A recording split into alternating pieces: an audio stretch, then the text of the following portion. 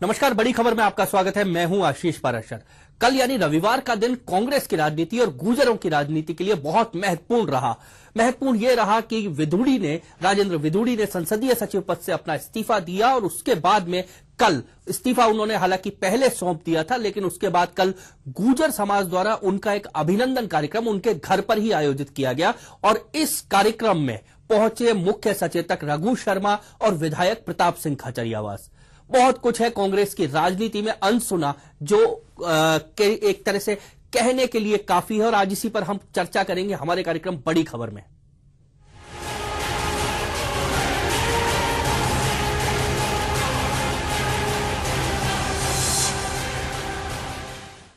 तो कहीं ना कहीं इस गठजोड़ से कांग्रेस में एक बार फिर उबाल है, इसी पर चर्चा करेंगे और चर्चा में हमारे साथ बने रहेंगे हमारे न्यूज हेड प्रताप राव। प्रताप जी, क्या लगता है कल जो कुछ हुआ है कांग्रेस में आने वाली राजनीति के बहुत कुछ संकेत हैं?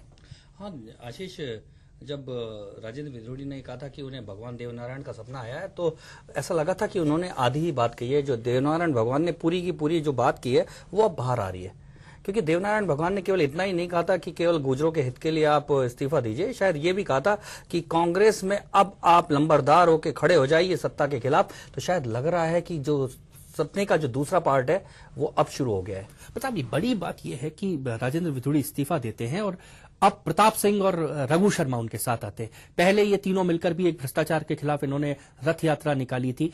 क्या सिर्फ मुहिम गुर्जर आरक्षण के बहाने एकजुट होने की है या कुल मिलाकर सरकार की खिलाफत एक तरह से करने की? मुझे लगता है कि विधुड़ी को तो भगवान देवनारायण आए, इनको भी कोई ना कोई देवता जरूर आए होंगे और उसके चक्कर में ये सारे देवता मिलकर अब लग गए हैं अशोक गहलोत की सरकार के पीछे। शायद लगता है कि अभी तक तो कांग्रेस नेता पिछले 3.5 साल से लगे हुए थे लेकिन उनकी पार नहीं पड़ी। अब देवताओं को मैदान में उतारा गया है, अब देवता देखते हैं क्या करते हैं बाकी बचे कुछ समय में। इसलिए भगवान देवनारायण के साथ लगता है कि बाकी देवता भी अब अशोक गहलोत की सरकार के पीछे चालू हो गए हैं। पर कल जो देखा, कल प्रताप सिंह खाचरियावास ने निशाना साधा धारीवाल पर और रघु शर्मा ने निशाना साधा जितेंद्र सिंह पर। कुल मिला के क्या इन्होंने कल अपने जो मन में बातें थी कल उस मंच पर कह डाली? ये बात तो सही है आशीष, और साथ में लगता है कि इन देवताओं के सबके पीछे कोई ना कोई बड़ा देवता है निश्चित तौर पे।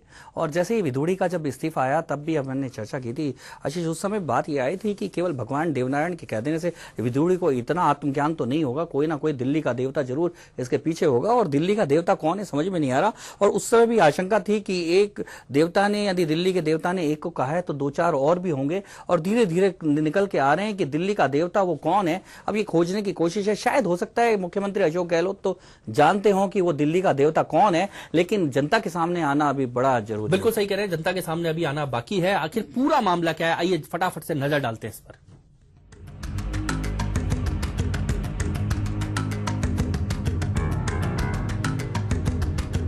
वोट बटोरने के लिए आरक्षण जैसे मुद्दों को भुनाना देश की राजनीति में अब आम बात हो गई है।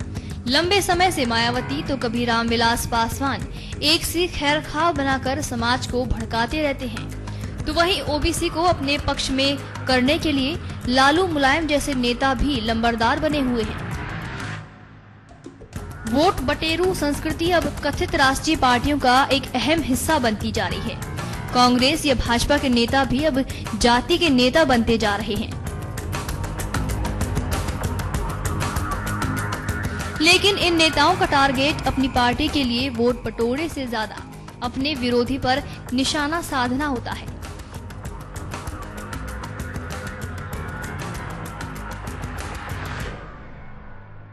अब राजस्थान में गुर्जर आरक्षण को लेकर फिर गर्मी लाने की कोशिश की जा रही है, लेकिन इतने में ही कांग्रेस की राजनीति में उबाल आ गया है।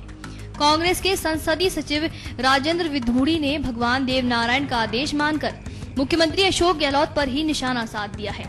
आश्चर्य की बात है कि भगवान देवनारायण ने गुर्जर नेताओं को विधुड़ी का साथ देने का अभी तक आदेश नहीं दिया है, लेकिन इसे भगवान की कृपा माने या फिर कांग्रेस की उबलती हुई राजनीति कि उन्हें 2 ऐसे विधायकों का समर्थन मिल गया है जिनकी जातियां आरक्षण की व्यवस्था के खिलाफ लामबंद है।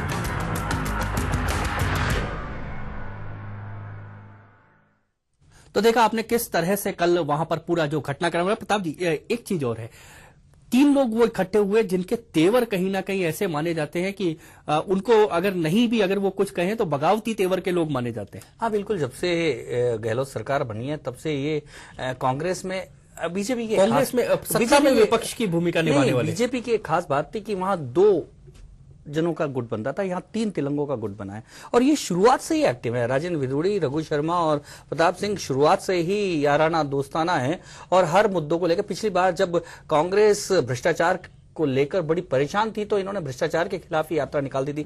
तो लगने लगा था क्या ये अपनी ही पार्टी के खिलाफ यात्रा निकाल रहे हैं। बार बार ये कहते जा रहे थे नहीं नहीं हम तो विपक्ष में जो बैठे हैं उनके भ्रष्टाचार के खिलाफ, लेकिन जनता समझ रही थी कि विपक्ष में बैठा है उसके खिलाफ यात्रा कौन निकालेगा, ये तो अंदर की। अब लेकिन अब साफ बात सामने आ रही है कि जिस तरह से राजेंद्र विधुड़ी के समर्थन में ये तीनों जुटे और अपने ही मंत्रियों पे सीधा सीधा निशाना साध दिया और कहा कि जाति के लिए कुछ किया नहीं और बड़े बड़े ओहदे पा गए, तो कहीं ऐसा लग रहा था कि रघु शर्मा ने सीधा सीधा डॉक्टर जितेंद्र सिंह पर निशाना साधते हुए कहा अरे भाई गुर्जरों को अभी तक आरक्षण मिला नहीं है, विधुड़ी ने इस्तीफा दे दिया है, देवनारायण के कहने से आप अभी भी कुर्सी से चिपके हुए हैं, आपने अभी तक कुछ किया नहीं।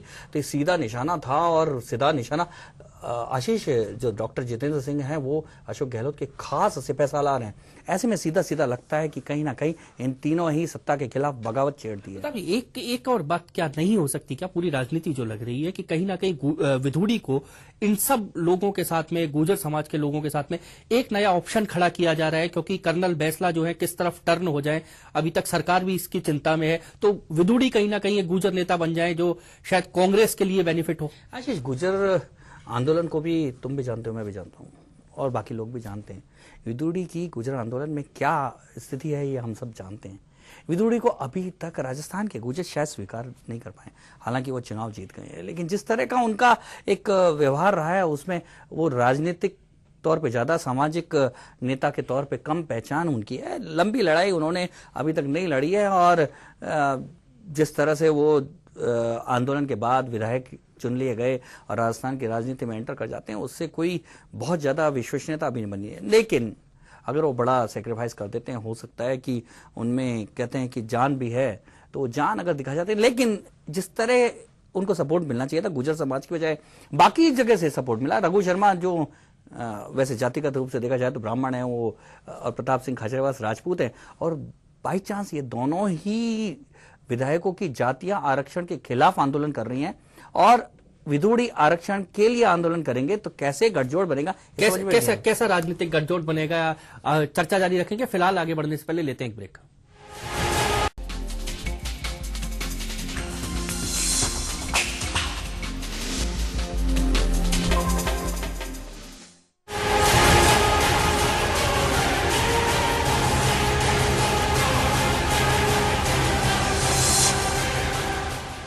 ब्रेक के बाद एक बार फिर से आपका स्वागत है। ब्रेक से पहले हम चर्चा कर रहे थे कि आखिर जो कल हुआ वो क्या कांग्रेस की आने वाली राजनीति जो है उसके संकेत है। प्रताप जी, क्या आने वाली राजनीति के संकेत कहीं ना कहीं कल नजर आए? हालांकि लोग 3 थे लेकिन बहुत खुलकर बोले, अपनी सरकार के खिलाफ बोले। हाँ नहीं, बिल्कुल आशीष, यही लगता है कि ऐसा लगता नहीं था सोनिया गांधी के दौरे के बाद, तो ऐसा लगने लगा था कि अशोक गहलोत सरकार को एक बड़ी मजबूती से क्लीन चिट मिल गई और सोनिया गांधी के इशारे के बाद तो शायद ऐसा लगता था कि सारे के सारे विपक्षी और विरोधी जो हैं उनके पार्टी के अंदर वो तो कम से कम चुप हो जाएंगे।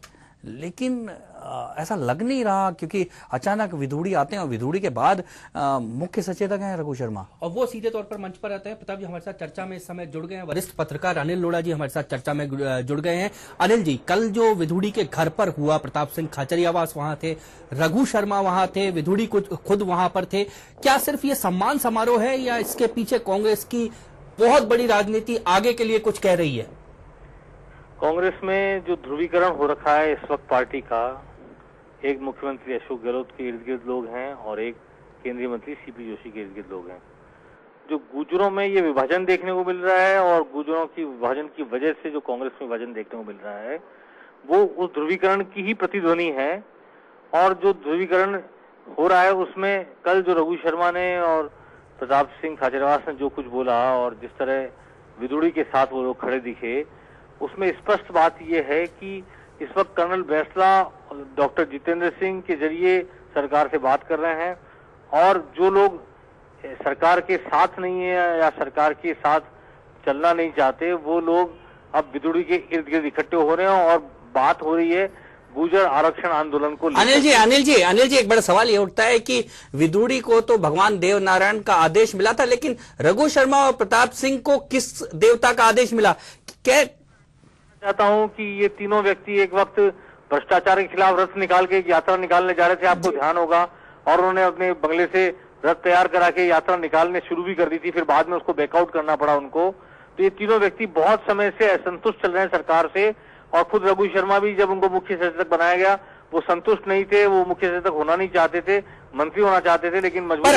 अनिल जी एक बड़ा सवाल ये उठता है कि कांग्रेस में कोई भी नेता जो विद्रोह करता है बिना देवता या किसी नेता के आदेश के बिना नहीं करता है। इन जो रघु शर्मा जो कि मुख्य सचेतक हैं और प्रताप सिंह जो कि शहर के अच्छे बड़े दमदार विधायक माने जाते हैं, कांग्रेस में अच्छी पैठ भी उनकी बन चुकी है, ऐसे में उनका किस देवता को इशारा था, किस दिल्ली के किस नेता का इशारा था कि वो विदुड़ी के साथ खड़े हुए दिखाई दिए?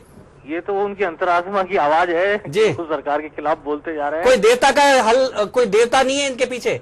देवता नहीं है, नेता जरूर होंगे निश्चित तौर पर, लाइक माइंडेड लोग एक साथ हो ही जाते हैं। जी जी तो जी। जो लोग इस वक्त इस सरकार से असंतुष्ट हैं या सरकार को पसंद नहीं कर रहे हैं पार्टी के अंदर, कांग्रेस पार्टी के भीतर, वो सारे लोग एक धुरी के इर्द गिर्द इकट्ठे होते जा रहे हैं।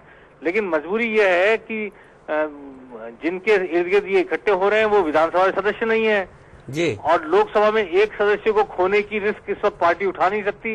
वहाँ एक एक वोट की जिस तरह गिनती हो रही है और जिस तरह ट्रबल में रहती है सरकार हर वक्त, तो लोकसभा की एक सीट खाली करने की जहमत पार्टी उठा पाई, ये संभव नहीं है। तो इस डिलेमा के बीच ये सारी राजनीति चल रही है। यानी कि ये जो देवता के आदेश के बावजूद कोई विशेष लाभ नहीं होने वाला इस गुट को? नहीं, मंत्रिमंडल में फेरबदल हो सकता है और कुछ लोगों को स्थान मिल सकता है, ऊपर के आदेश आ सकते हैं कि इन 4-6 लोगों को एडजस्ट किया जाए, और ये भी कहा जा सकता है कि बहुत सारे लोग जो पार्टी के बाहर के जिनके समर्थन की वजह से जिनको बनाया गया है, मैं आपको कहना चाहता हूं कि केवल 6 लोगों की आवश्यकता थी, लेकिन 15-16 ऐसे लोगों को लाल बत्ती गाड़ियां दे दी गई है जो पार्टी के बाहर के हैं या बसपा से आए हैं या निर्दलीय हैं।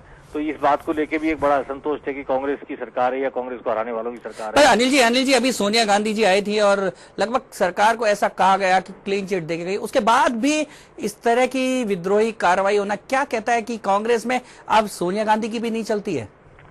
नहीं, ऐसा नहीं है, उन्होंने कुछ ऐसा स्पष्ट कहा भी नहीं, और पार्टी के अंदर अपने स्थान को बनाने के लिए और एक अहमियत पाने के लिए बहुत सारे लोग संघर्ष करते रहते हैं, और ये भी जरूरी थोड़ी है कि जिसको आज वो नेता मान रहे हैं उसी को यहाँ पर कोई स्थान मिले, किसी और के स्थान के लिए भी संघर्ष तो हो सकते हैं ना। नहीं, इस समय जो मुख्यमंत्री अशोक गहलोत के मंत्रियों और अशोक गहलोत मंत्रिमंडल के खिलाफत जो हो रही है, उसे क्या लग रहा नहीं है कि सरकार के खिलाफत ये इस तरह से उबाल आ रहा है? नहीं, उबाल नहीं है, कसमसाहट है, इसको उबाल नहीं कह सकते।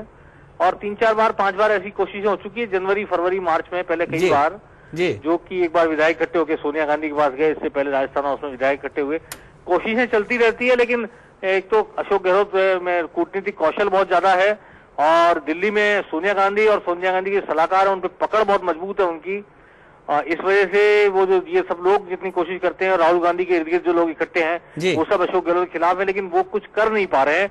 और वजह ये गोपालगढ़ के समय भी यही हुआ, और उसके बाद भी ऐसा हुआ कि एक बार जब कोशिश की गई तो ममता बनर्जी ने रेल मंत्री का इस्तीफा करवा दिया, तो एक दूसरा हंगामा खड़ा हो गया। तो कोई ना कोई ऐसी वजह होती है। अभी इस वक्त पदोन्नति में आरक्षण और ये कोयला वाला मामला हो रखा है, तो केंद्र खुद अपने आप में इतना व्यस्त है कि उसको एक राज्य पे ध्यान देने की समय नहीं मिल पा रहा। अनिल जी क्या है इन लोगों को आपकी सलाह है कि ये लोग इस तरह की फालतू की गतिविधियां बंद करें और कुछ होना जाना नहीं है? नहीं, ऐसी मैं सलाह नहीं देना चाहता। सलाह किसको कौन दे सकता है? ये सब समझदार लोग हैं, राजनीतिज्ञ हैं, और ये तो लोगों को नेतृत्व देने वाले लोग हैं, इन्हें कौन सलाह दे सकता है? ये किसकी सलाह सुनेंगे?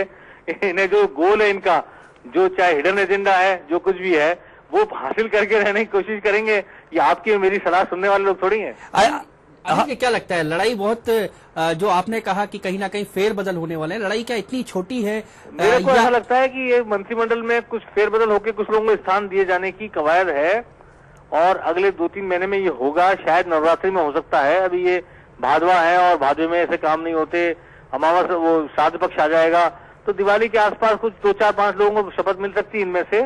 और ये भी हो सकता है अगले चुनाव में टिकट कौन बांटेगा और किनको टिकट कटने की